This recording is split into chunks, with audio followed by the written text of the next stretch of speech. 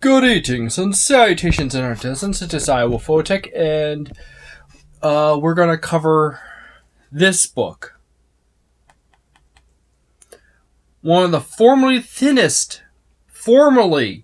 within a month, will be the thinnest book ever produced for Dungeons & Dragons 5th edition.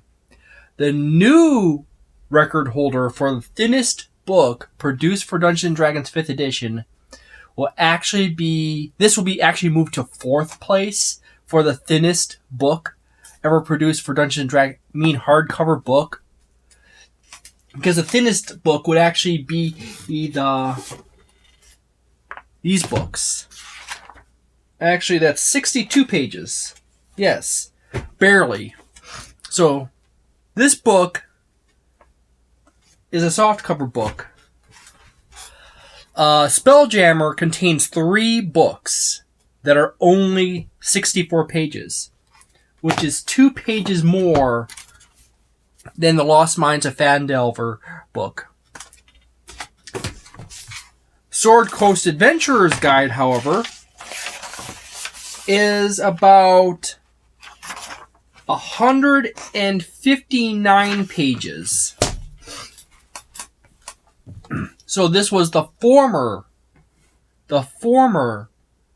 thinnest book, hardcover, for Dungeons & Dragons 5th edition. This book, by the way, was produced also by Green Ronin, which is also the same company that does Fantasy Age, which I do not have up here because it's in my storage area. And they do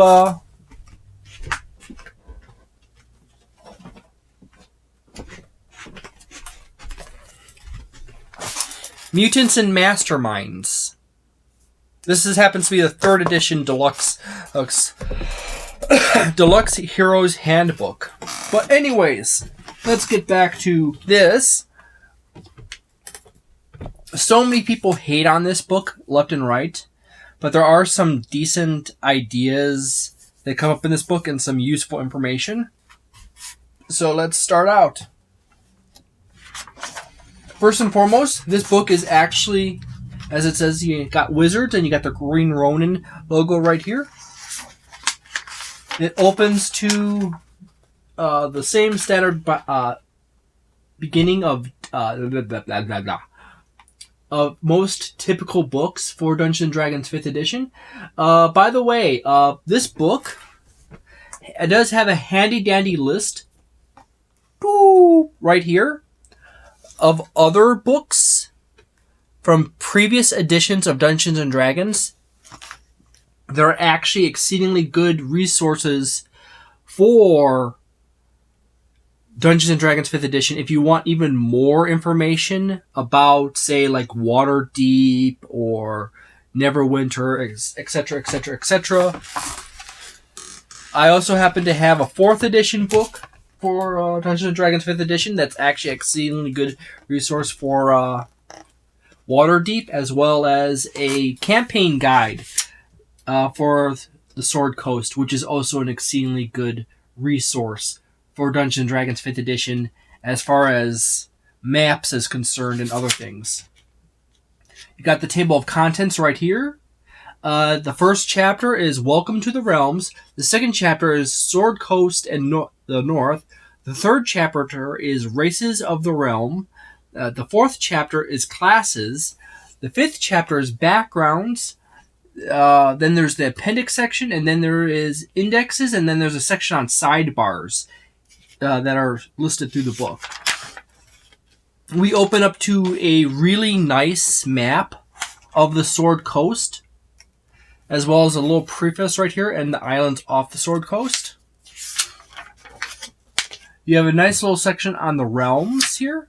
This section right here, chapter 1, is actually pretty worth reading through, as it has a good amount of information that gives you a good summary of what is the Sword Coast like,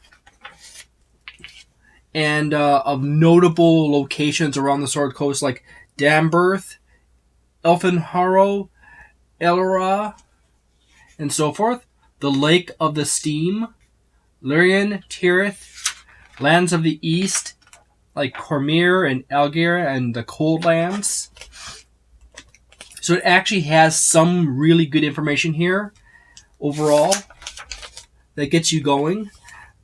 It also then mentions areas outside of the Sword Coast, as well as Karatura, Zakura, and other places, like beyond the Trackless Sea.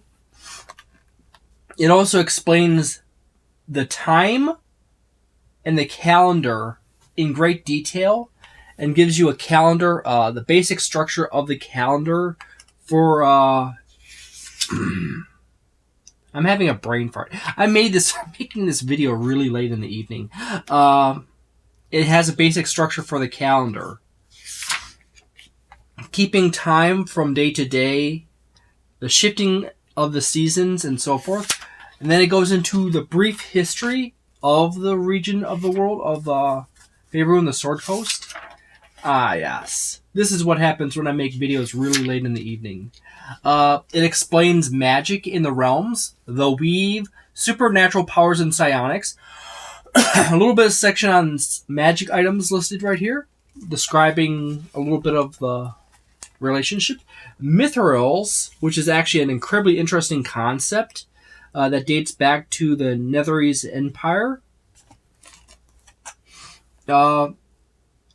Has a little sidebar on weave affecting magic, and then religions in the realms, forms of worship.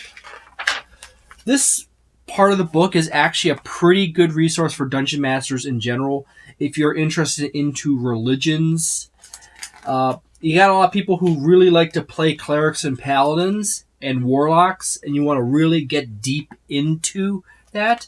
This section is pretty much worth buying this book if you can find it dirt cheap. This book, by the way, retails for $39.95. But if you're on Amazon, you can typically get it in the $20 range. You have the Pantheons of Faerûn.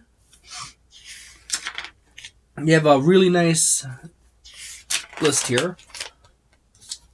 Then you have a section on the Dwarven Pantheons, the Elven Pantheons, the Halfling Pantheons, Divine Magic, the Gods of Faerûn section. It goes into Gnomish Pantheons, Orc Pantheons, and then it goes through all the deities. And it has nice artwork down at the bottom of their symbols for all the deities.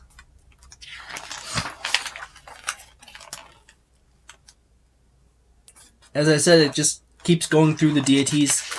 This is probably one of the best. As for Dungeon Masters, this is probably the part of the book that is the most valuable to you. Particularly, as I said before, if you have deity players that tend to worship deities. And it keeps on going. And this section goes on a long time.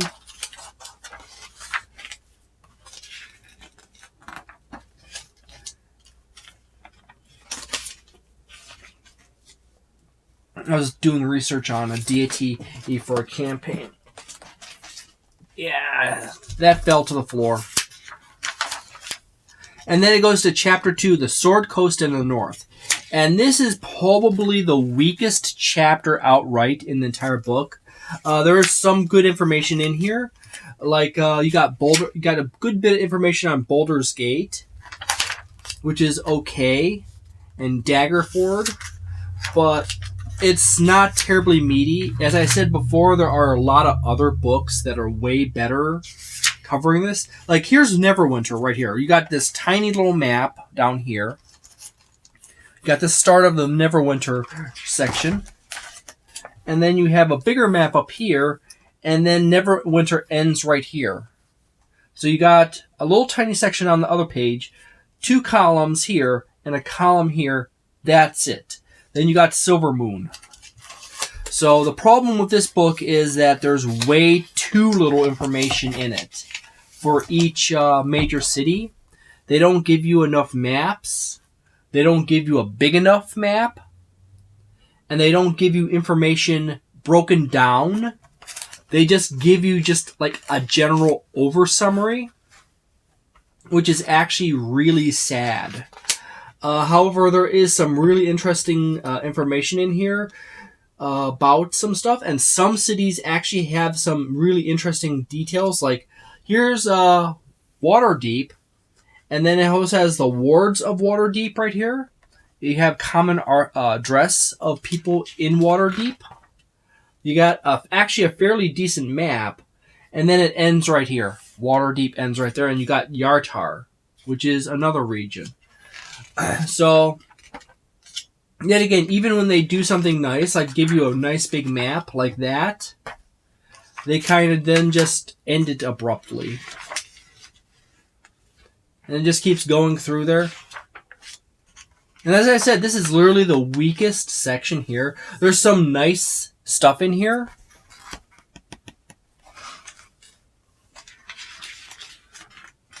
But there are better books. There's way better books than this one for World War. There just is. Then I have to keep paging through this. This actually goes on quite a ways, but it's all little. It's just the bare minimum, and it's just kind of sad. And you get some decent artwork in here and there.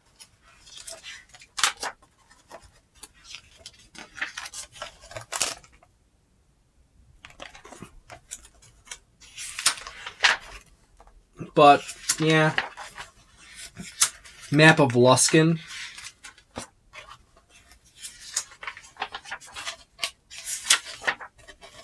And then you get to the Races of the Realms. This section is, as of making this video, is pretty much obsolete. D&D Beyond has actually legacied a lot of this content. So even if you want to use it, you really can't use it unless you've already bought it. There's some neat information in here. There's actually some good race options in this book. However, it appears as if Wizards of the Coast is in the process of basically obsoleting this whole section. But there is like nice little language sections here and there, and some culture and lore information. They just haven't completely replaced all the information in this section. So, there you go. It's neat. It's just a little sad.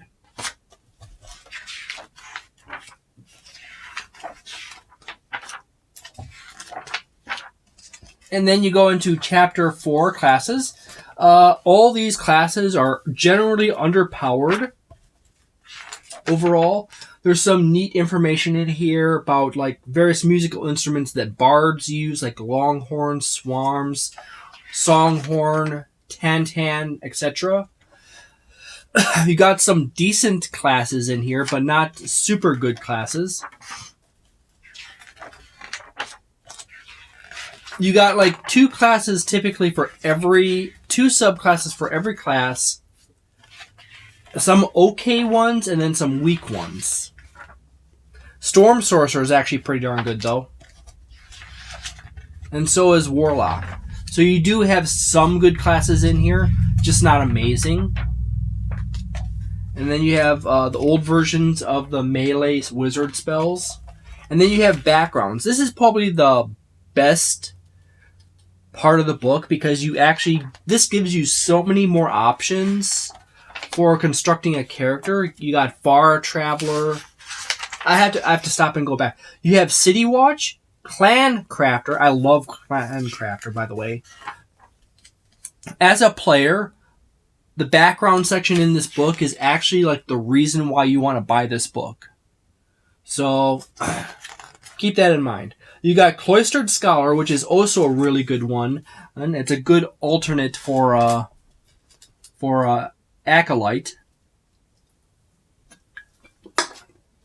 You got a Courtier, Faction Agent, Far Traveler, Inheritor, Knight of the Order, which actually has a really nice set of characteristics and abilities tied to it. Mercenary Veteran, Urban Bounty Hunter, Ungutted Tribe Member, Waterdeep Noble, and so forth. So this is, if you're a player for Dungeons & Dragons 5th edition, this is literally the reason why you want to buy this book, is literally that you have a good selection of backgrounds to add to your big pile of backgrounds, and then you have some decent classes and some classes to add in. The races are okay. You have some decent options in there for some more play options. But the whole back end of this book is basically why you want to buy this if you're a player. The two front thirds, or it's the religion section and gods, is also pretty decent. And that's kind of it. Then you also have this appendix back here, which actually goes into the classes and how they relate in various settings outside of the Forgotten Realms. Like you have Dragonlance, Eberron information, Greyhawk, if you want to play in Greyhawk, and Homemade Worlds suggestions for the classic classes. And that's about it. And then you happen to have the index back here, which is actually a rather sizable index, and an advertisement for Green Ronin Publishing's products. Overall, this book is not absolutely terrible, but it's also not absolutely amazing. As a player, this is probably like on the last of your to buy books. As a player, you want to buy the Player's Handbook, Xanathar's Guide, Tasha's Cauldron to Everything, and then there's various adventure books. And Acquisitions Inc. You want to buy Acquisitions Inc. And then you want to buy the Dungeon Master's Guide. And then there is Mordenkainen Presents Monsters of the Multiverse, which is also a really good option to consider. And then after you go through all those options of buying all those books, before you get to, say, straight up adventures, say like Descent into Avernus and stuff like that, adventure modules and adventure campaign books, you get to this book.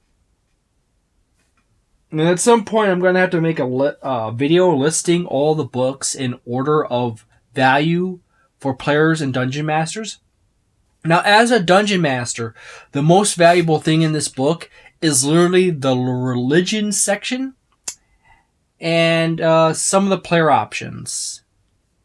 That's it. The religion section is the reason why you want to buy this book as a dungeon master.